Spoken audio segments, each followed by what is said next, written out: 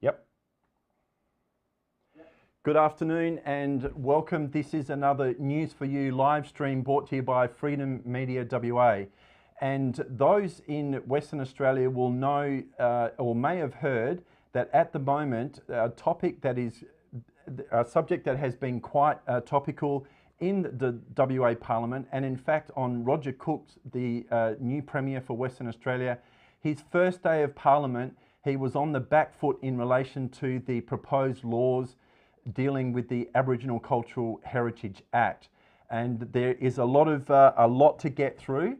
And I guess what we're going to do is we actually do have the Honourable Neil Thomson MLC live from Kalgoorlie. Neil has flown up to attend one of the community consultation meetings, and we'd like to introduce Neil to the audience of Freedom Media WA. Thank you for joining us. Yeah, hi, and thank you for all your viewers, and great to be on the show. And I guess, so as I've mentioned, you have you're live in Kalgoorlie and you've gone up to listen to the meeting. First and foremost, we've heard from the government this week in Parliament that they're talking about the oversubscription of people wanting to come in to hear the information, yet they haven't been able to attend. Can you just tell us what was your impression this morning from the meeting in Kalgoorlie? Well, look, I know they did have to find a bigger venue for the Kalgoorlie session. The session, I felt, didn't really provide a lot of additional information. People, I think, left just as confused as when they walked in the door. It certainly wasn't as heated, although there were times a few debates raised, as I believe the Esperance session was. I think the government representatives there probably got their lines a bit better to try to, to tamp it down. Look, it's a hugely complex piece of legislation and regulations in particular. It's going to have a massive impact on what people do, on a daily basis in the regions in particular, but also impacting on those people on the peri-urban fringes of Perth and those people with bigger blocks of land. People should be aware of their obligations, and I don't think the government's done a very good job of explaining obligations, and that is what's causing the anxiety and the huge oversubscription to these meetings. And I think, Neil, you've mentioned that people aren't aware of their obligations. Incorporated within the Act that people do need to understand as well is that this new piece of legislation places the onus very heavily on the landowner to meet those potential obligations. And with the introduction of the many changes of this new legislation, there is some very serious fines, including jail term and imprisonment, if a landowner is not aware. Is that right? Is that a fair assessment? Yeah, look, this is a very unusual law, and I think this is a problem we have for just those sort of day-to-day activities like removing more than 20 kilograms of soil. I mean, for someone on the land, that's a sort of a regular thing, and we're talking tons of soil being moved around. A lot of people own machinery. If you're in, just doing even very light, exploration where they're just scraping the ground and then going over with a metal detector, you're going to be doing that. Now you really are expected to make that assessment yourself. You'd need to get a permit. There's some huge costs involved. There's a lot of uncertainty about the obligations, and I think that's really what's causing the problems going forward. And I think the onus, you talked about that, the onus being put back on that proponent. I've never been to a meeting where the public service gets up and says, well, you can take the risk, but, it's up to you, sort of thing, and that kind of attitude. Seriously, who's going to do that? The laws need to be clear. Laws need to be, sadly, need to be black and white, and this law is definitely not that, except for the incredible detail about all these activities which somebody in the public service has sat down and tried to define and not done a very good job of. And I think when you mention the permit system, it seems that my understanding you have a tier 1, tier 2, tier 3, and without sort of getting bogged down, because there's way more to understand in relation to this. The government, of course, say that that tier system approach came about as a result of consultation from farmers, where it seems what you've just seen here, that the farmers, that there is a disconnect. Well, I can tell you the farmers are definitely not happy. We got 22,000 signatures in 10 days on a petition calling for a pause on the implementation of this so that people understand what their obligations are.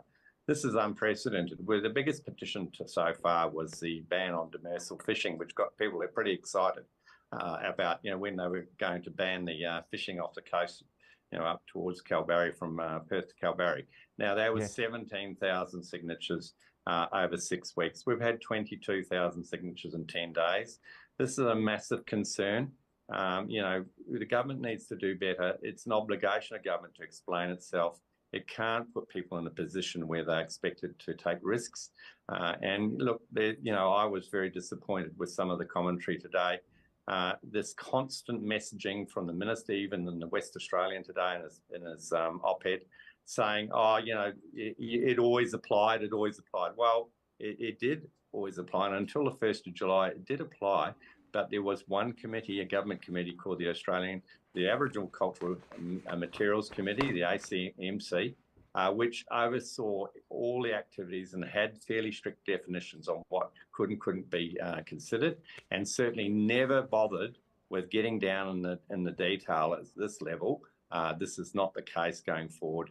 The definitions are changing significantly, which means it is not business as usual, despite what the government says. And the government is saying that, and they're coining the phrase like for like activities, and again, it's really incredible. I'm just going to put a call out while we have the opportunity with the honourable member, that's Neil Thomson, on the line direct from Kalgoorlie. If you have a question that we may get opportunity in this stream that we can put to Neil on your behalf, then we will seek to do that. I do just want to acknowledge Leanne. Thank you very much for joining this stream from Southern Cross, and you are just down the road from where Neil is now. And Brendan, who has joined the stream and listening in, this is the extent of the concern. Brendan's actually in Dubai, and I would suggest perhaps has a link back to Perth, Western Australia, hence the reason why he's watching what's going on here. I am just going to bring up with the meeting, you've just before this stream sent down some photos. We're just going to show you, so this is the photo that you've taken today, Neil, of the meeting. Yeah, that was one that was provided to me by someone at the meeting. So there was a few photos there taken that were taken by, so there was that's the meeting at Esperance. We can see the numbers. It's certainly not as big as Esperance, but there were, as I said, they needed a bigger venue because there was a lot of interest.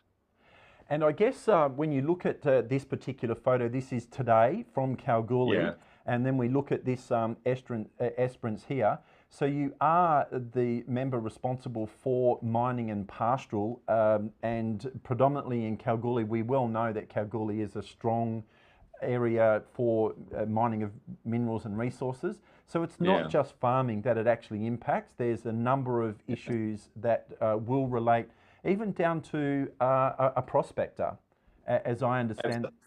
Absolutely. So anyone that's moving soil, anyone that's disturbing the ground, is going to need to get involved in this process. It could be even just a tradie who does a bit of digging. That could be with a spade, doing trenches into their properties, and this is where it starts to come into Perth. Perth is covered with these Aboriginal sites, which is Aboriginal cultural heritage sites. So there's 30,000 across the state. A lot of them exist, in and around, and they're fairly widely drawn. Usually got a circle that covers a broad area. Now, I've been told some of these sites were sort of drawn up in the 70s and just sort of loaded up. There's never been any sort of serious attempt to sort of try to review those over time.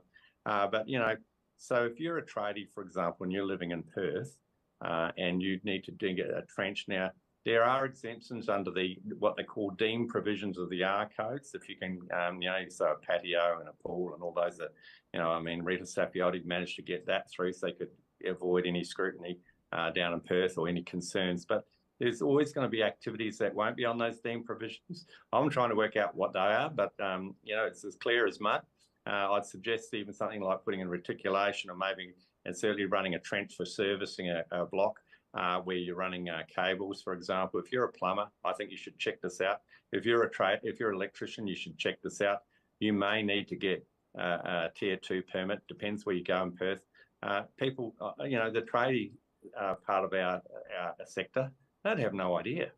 When did the government run out a TV campaign? If we change the laws on the speed limits in Western Australia, it's usually accompanied by a TV campaign, a social media campaign.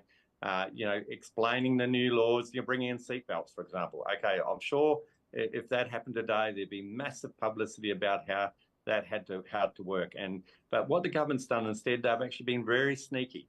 They snuck this through just on the eve of Christmas, almost in 2021, rammed it through under the emergency. Those provisions which are brought in during the emergency, the urgent bill provisions, restricted or gagged debate of the opposition. So, we had to understand this bill, 266 pages within, a couple of days. It was disgusting what happened there. Then they gave us assurances and said, no, it'll all be good. We'll do this co-design. We'll talk to everybody. They really have not. They've kept it as low key as they can. As soon as it started to get out, the concerns mounting. It's gone completely viral now. They can't control it. As I said, I've gained. There's been about nearly 3,000 signatures just today alone. I haven't advertised. I haven't spent a cent. We've simply been word of mouth, putting out trying to get awareness out there on social media. And all that has done is everything the government's done has just exacerbated the concerns. As I said, there's an opportunity for the government to just pull back, take note of the concerns. And on Wednesday, we'll be debating this. I've moved a motion that the government pause, opportunity for those government members to come on the side of the opposition if they really are concerned, support the opposition, and we'll send a message back to Roger Cook, the Premier, to take a fresh look at this and have an opportunity to go out and deal with it. And I think you've mentioned at the start that you have a petition that has been tabled. The principal petitioner, I guess, was Tony Seabrook from the Pastoralists Association. There is opportunity for those that this won't impact on to actually be able to aid in your motion to ask the government to pause. Of course, that was debated in Parliament on Tuesday, and the government are clear, for whatever reason, there's a robust date, 1st of July, not a couple of weeks away. They're pressing go on this when they certainly have a lot more to consider. So I guess at this point we reached out to you early in the week, and you've made yourself available, which is fantastic. Those at home, I mean, having a petition that is unprecedented in the number of signatories supporting this particular motion is no privilege in having that record, which signifies that there is concern. For people at home, I guess, for the likes, you've given your time to firstly share this stream so that the message can get out. And secondly, it takes a few moments to sign on to the petition. We will put the links in this. Yeah. I mean, how do you feel, Neil, going forward? Let's say, it's 18,000 now between now and Wednesday, and you're going to be tabling the absolute precedent number of signatories. Yeah, so we're nearly up to 23,000. Oh, wow. Now. Okay. So it's really going. But look, democracy is only as good as people's participation. Are we still there? I hope I've still got your feed. Yes, no, we still have you. Yeah, no worries. So democracy is only as good as people's participation. There's not a lot of, pathways for people to have their voice spoken, but one of those is to, it's great we've got these electronic petitions now. That was a good thing that came through COVID, so they introduced those, and it gives people a chance to say something. So get on it, put your name down, say you just want this pause. We try to be, take a small step. just to let the government know we're anxious, or people are anxious, to take pause, and then the second part will be doing that motion in Parliament on Wednesday. There's still 3 days of Parliament. Look, the government has got the numbers. They could pause on the promulgation of this Act. They could do that. And I think it's important that the message be sent now, whether they do or not. They're saying they won't. Look, who knows? I'm sure if we got another, how many thousand signatures we might get over the next few days or that we've got left, then I'm sure that will, that it does certainly send a message. And what it does, importantly, even if they continue, if things go wrong and there's challenges going forward, it really says, okay, maybe they did get this wrong, but they might come back and have a review, for example. So it's really important. It's not a lost cause. It's important that people do their best to have their voices heard. Can I ask you, what would you say to those listening? The government's response seems to be that we have a 12-month, it's not a sunset clause, but it's a 12-month, they're happy to review it in 12 months' time. So yeah, it's a little confusing. I sort of heard that 12 months. I heard figures, different timeframes that were suggested today. Maybe that's. We hope no one gets prosecuted in that time, because it's not a defence. Ignorance is no defence in the law, and the fact is, even for breaching the law on this one accidentally, this is not insignificant. We've got a $500,000 fine or 2 years imprisonment. I mean, they even admitted today that those registers they have, those with all those 30,000 sites, it's completely incomplete, and things can change. So it's really hard for everybody to, it sort of goes against the basic principles of law. If you've got laws that actually could be, it's like saying to someone, well, there's speed limits, but we're not going to put any signs up for you. You can drive along, but we might fine you if we see you speeding. That's the kind of approach that's going on here. Look, I know there's a whole lot that could be said about that, and the challenges of trying to legislate in the space of Aboriginal cultural heritage, which is a very important thing for Aboriginal people, and we must protect it. But the issue here is that it's really difficult when you don't really know the speed limits in that space, and trying to understand how to act and respond is going to be challenging. And I can see some of the comments coming through there. Neil, Heather's talking about it's a ridiculous law. I just can't quite see the name here because they're coming through quite fast, but person's commenting now and saying that he is a prospector and a leaseholder. And so thank you, Clayton, for that. Rob's, I'm not sure where you are listening to, Rob, but saying that in order to organise this particular walkthrough, it's next level what needs to be done there. And I guess if you just look at that particular thing, you're looking at the consultation with the Aboriginal heritage corporations and organisations that are going to have the people approved, if you like. But what if one person does a cultural heritage survey today, and in 6 months' time, somebody else that has more of a different standing within that Aboriginal heritage cultural then has a different appraisal? How does that play out? Well, we're just not ready, and that's particularly here in the goldfields in Kalgoorlie, because there's no determined native title. We had, there was probably one of the more, challenging moments in the meeting when it was some Aboriginal people talking about the fact that they felt that determination hadn't occurred, and they felt they weren't getting the fair hearing in that process. So, the response from the government was, well, we know we can't, have a lax really here yet until that's all sorted out. You have to go to the claimant group, and then there's other knowledge holders. It's very unclear how we're going to have progress anything in this region, because there is, we really don't have, we just don't have native title determination in around Kalgoorlie yet, and and the problem is not a single local Aboriginal cultural heritage service has been registered yet.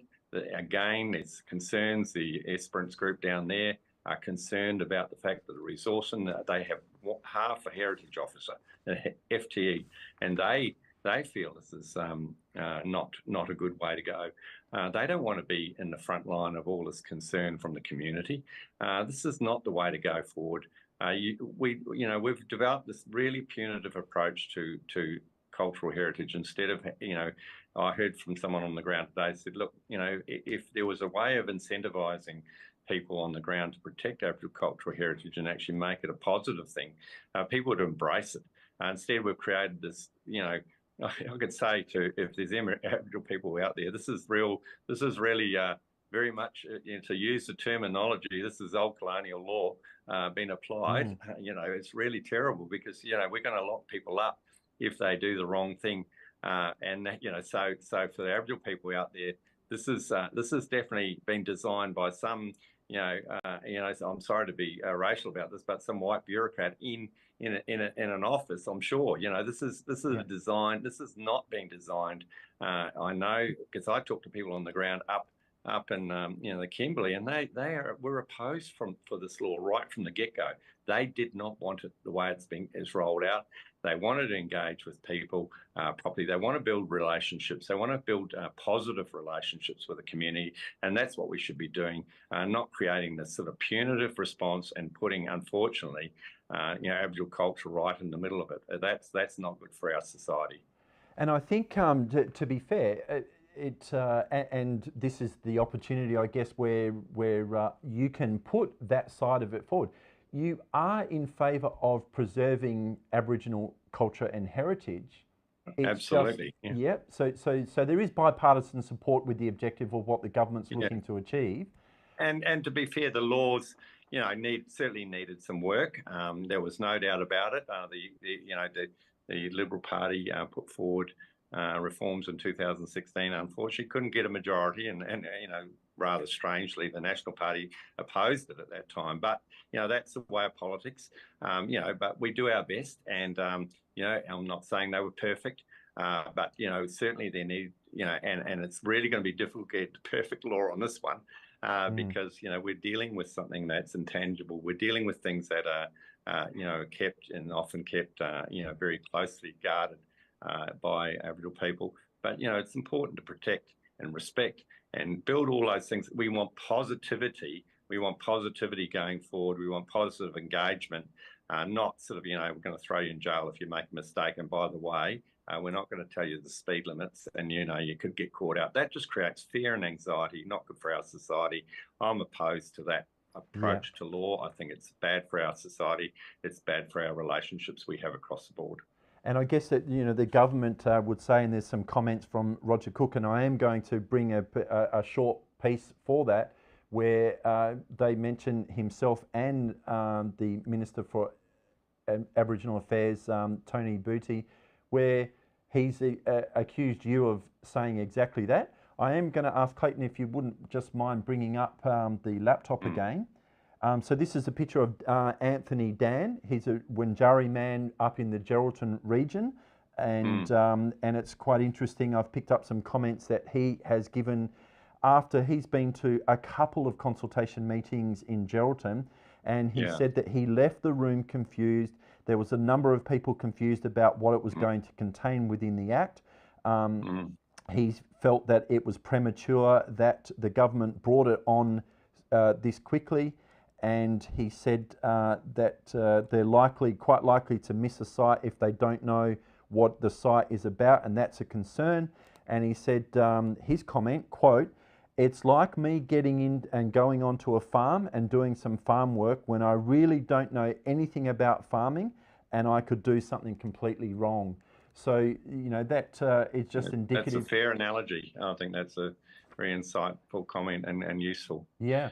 So somebody that's been consulting with the government and communicating with the government, a person whose interests the governments are saying they're trying to preserve, and he's trying to say this is premature that you roll this out, and the government are just not listening. So I think what we will do is just bring forward. This was Roger Cook's first day on the job in Parliament as Premier, And here's, let's have a little look at what he had to say. So it's appropriate that the government takes the time and the energy to craft new laws to make sure that we are now in a position to put together a more modern legal framework which meets the needs of the community. And as the Minister for Aboriginal Affairs said, nothing's changed. We continue to protect Aboriginal heritage as we have done. You can continue to farm your land, you can continue to mend your fences, you can continue to graze your sheep. This is important legislation that must be put in place as a matter of urgency. But this was legislated over 18 months ago and we are ready to go. It's legislation that your side of politics actually voted for. And this legislation is ready to go. But members, just listen, just for a sec, shh. Do you hear that? Madam Speaker, that's the same dog whistle that's been blown in this parliament by both sides of politics for decades. Every time, like a dog returning to its vomit, these guys come out and trot out these straw man arguments to simply distract the members of the community. The arguments that are made by the farming industry are noted, but they are not accurate.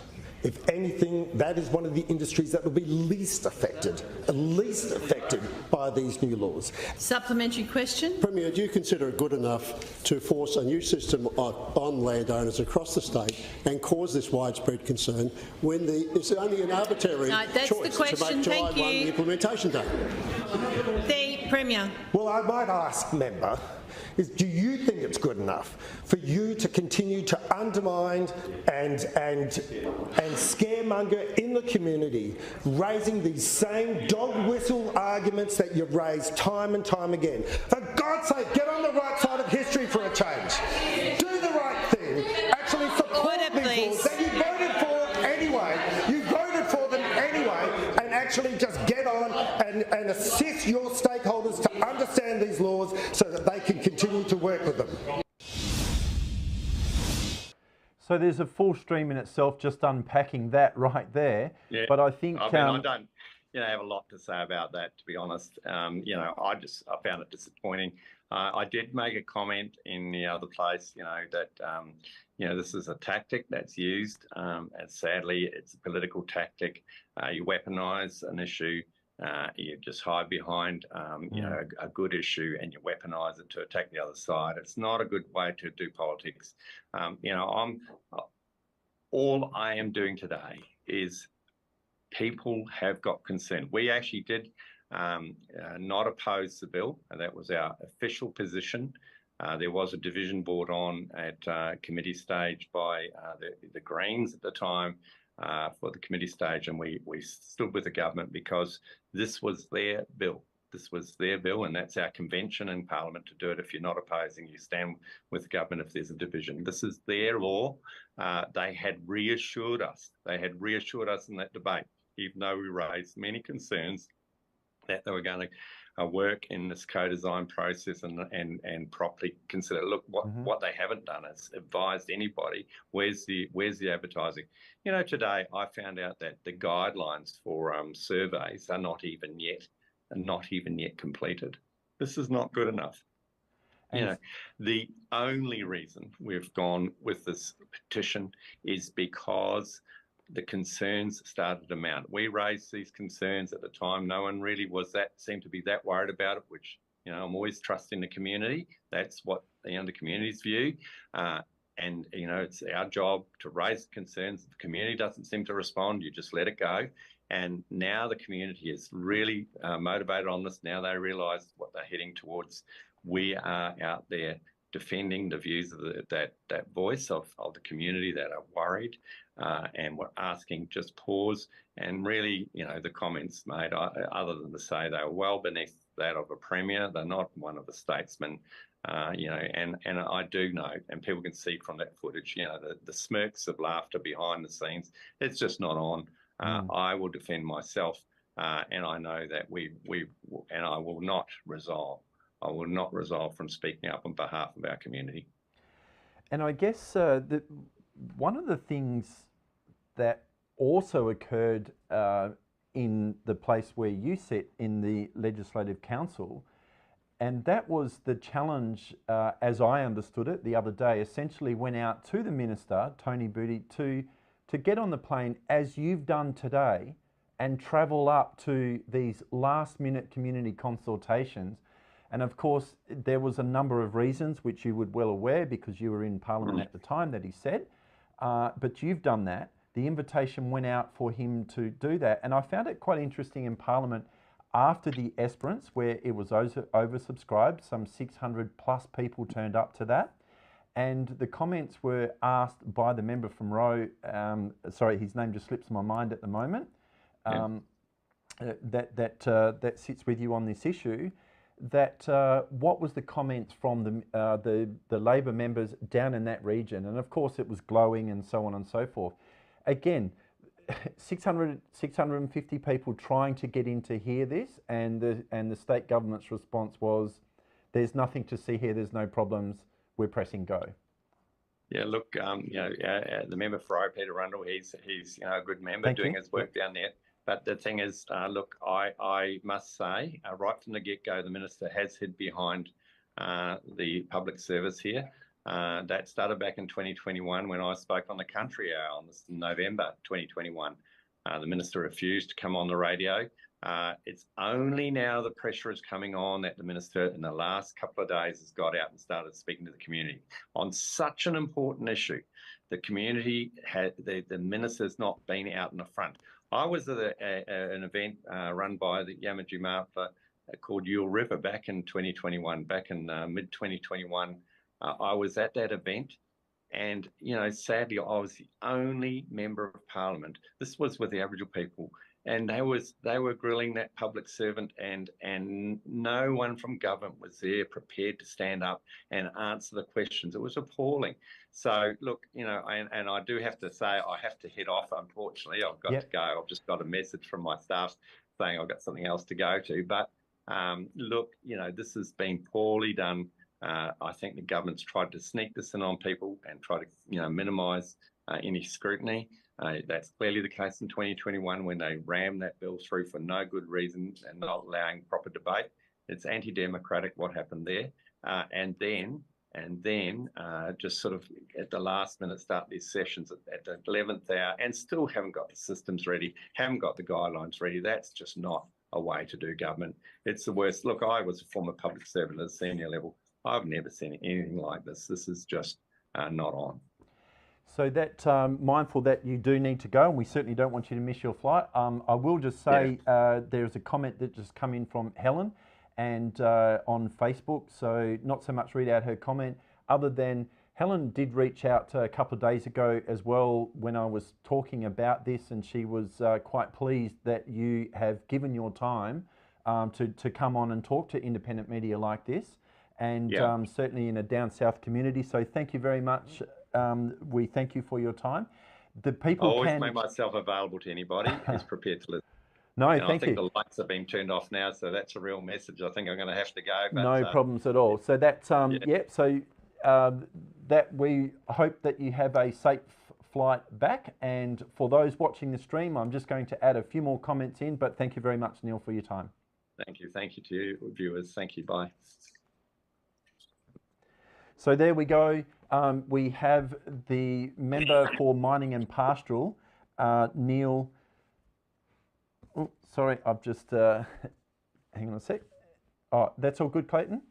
Yeah, okay, thank you, sorry. Neil Thomson, live from Kalgoorlie, who has gone up to see one of the consultation meetings. So from here, I guess we will put the link up on the description of this post after it has finished, and that will enable people to go in and have a look at the petition.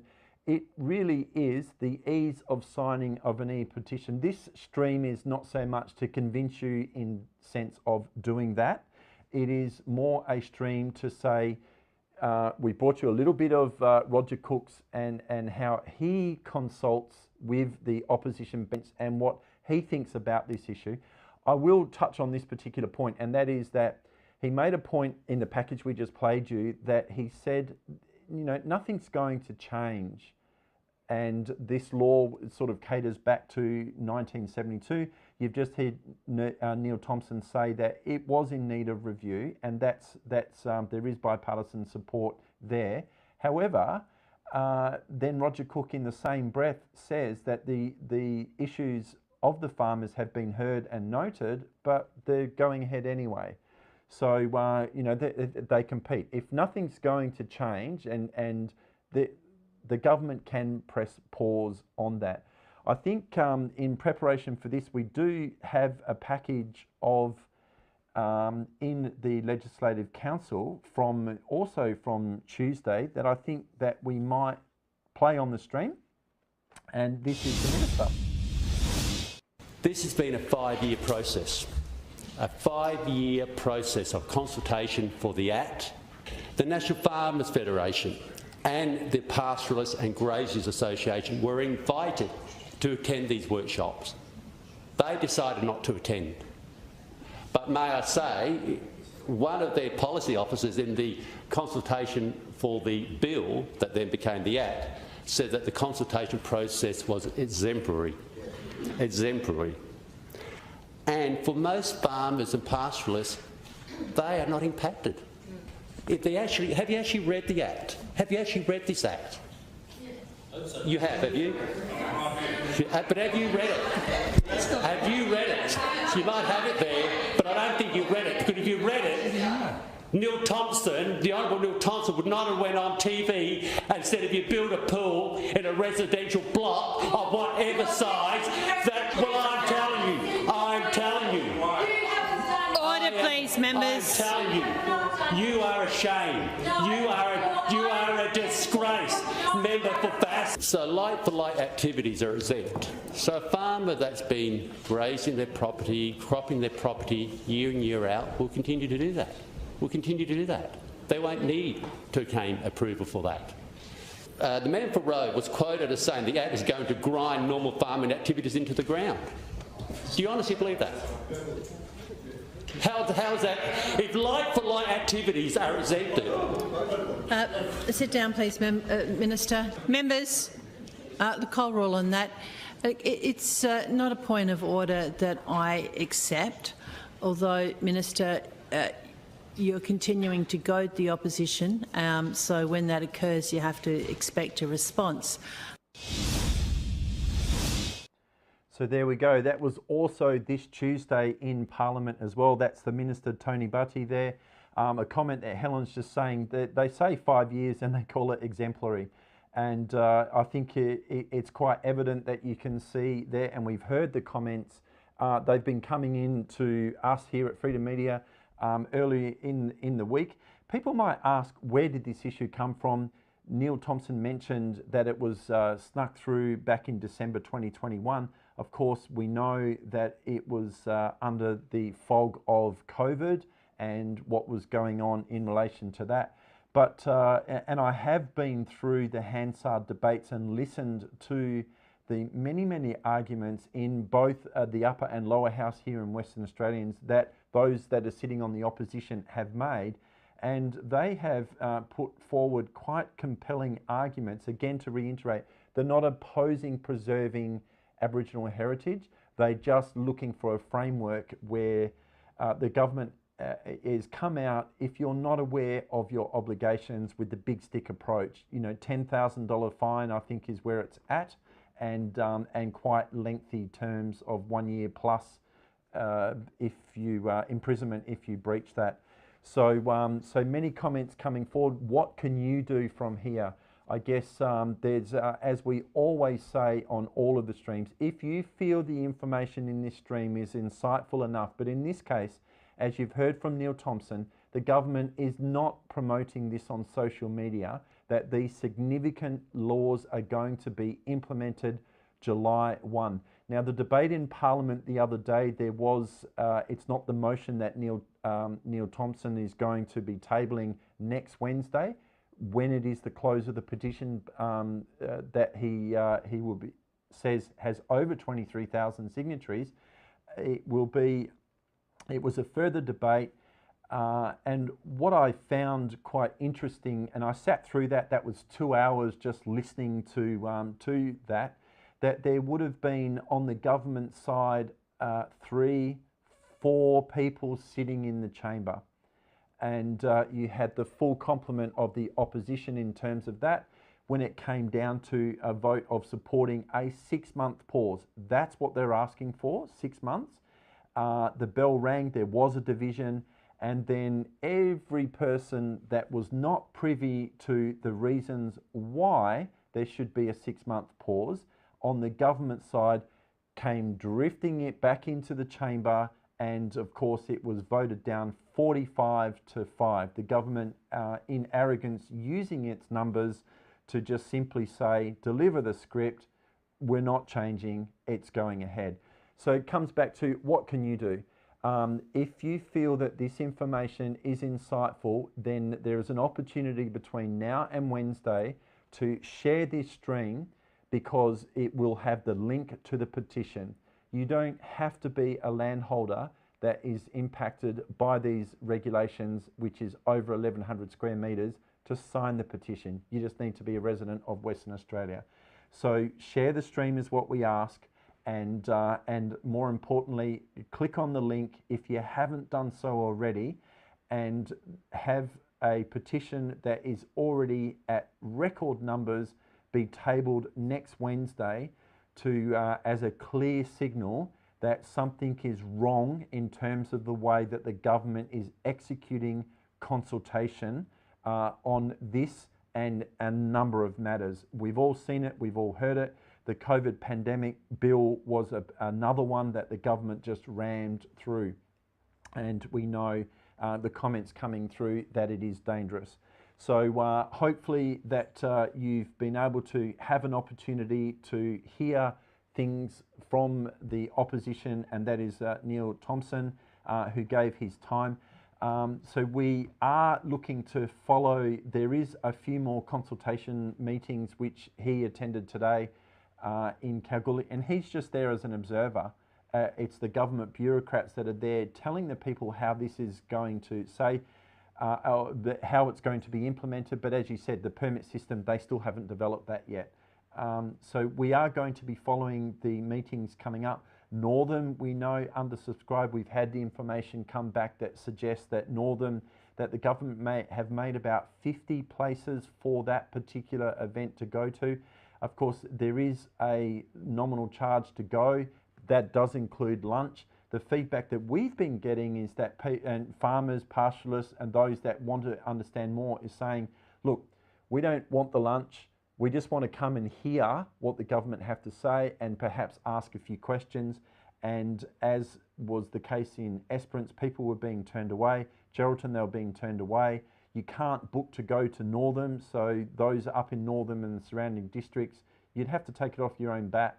And if there is enough numbers, then they might have to do something on the day by opening the doors, standing room only, because there is a clear need, people standing shoulder to shoulder. They want to hear what's going to happen in relation to this. So this a comment coming through saying, you know, that Australians should not be divided along the lines of this a racial division of this nature. Particularly, as we said, I brought you the comments that Anthony Dan has said himself, and I will just touch on that there were some comments from down in Esperance. A spokesman after the meeting of the Esperance Tala Rakija, and I apologise if I've butchered that, the native title Aboriginal Corporation down in Esperance, said that the organisation has no desire to be bogged down in compliant processes for their organisation. That the spokesman expressed concern directly to the state government that the new laws will take time to implement properly, and their view is that the process would not be sorted by the end of the month or for July 1, which is the implementation date. There's something seriously wrong when you have the very people that the Act seeks to protect, their cultural heritage, echoing or airing their voice to the government saying, we don't know what you want us to do, we're not ready, you're not ready, and the government's forging ahead. So there we go. On that note, again, thank you to those that have commented. Thank you to those that have watched. I do want to say in prep for this, it sort of came about, this particular stream. You can't see it behind the scenes, but Clayton, who has been bringing you with perfection the timing in switching the videos, and so that we can just bring you a little bit more information. So yes, keep the comments coming, share this stream. As I said, if you feel that it's important, you may share to one more person, and it's one more signatory on the petition, having heard this information, which is information, of course, that the government's not going to bring you, nor mainstream media. So on that note, I'm going to sign off on the live stream, and this has been another News for You live stream by Freedom Media WA. Enjoy the rest of your day, and thank you for watching.